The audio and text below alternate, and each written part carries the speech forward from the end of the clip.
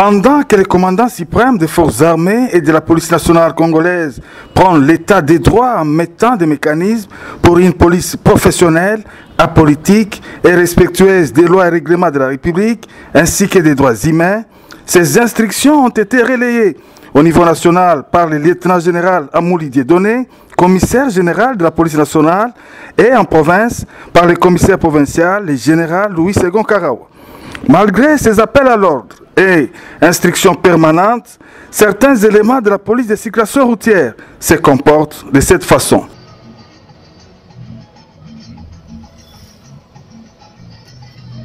Ça c'est quoi au juste?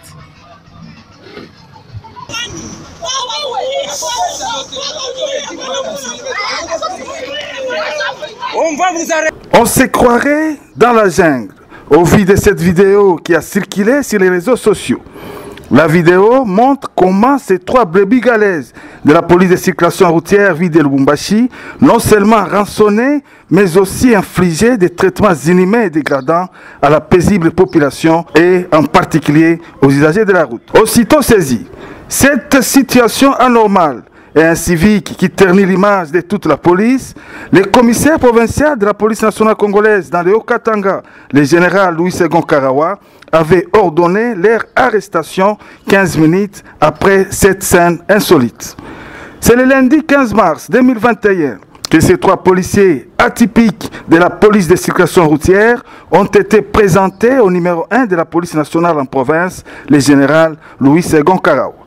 Sur les champs, ces trois policiers anticonformistes ont été non seulement radiés de la police de circulation routière, mais aussi déférés à l'auditorat militaire pour compétence.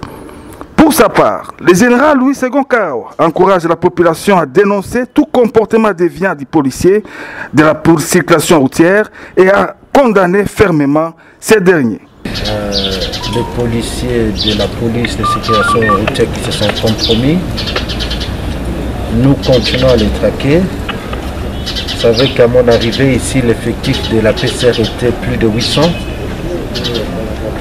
On a réduit l'effectif à peu près 450, mais nous voyons qu'il y a toujours de mauvais éléments. C'est un service important pour réguler la circulation des usagers de la route. Nous ne pouvons pas nous en passer de ces services, mais il faudrait que les gens qui y travaillent soient des bons citoyens, des bons policiers qui doivent être sur les chaussées pour aider la population, pour aider les usagers de la route et non se transformer en des criminels au niveau de leur travail. C'est pourquoi nous avons déjà pris les trois qui ont agressé les couples sur la route du contournement. Et c'est grâce au support vidéo que nous avons mis la main sur ces incivils. Je demande à la population de continuer à filmer tous les actes délictueux des agents de la police de la circulation routière. C'est de cette façon-là que nous pouvons mettre fin à la tracasserie.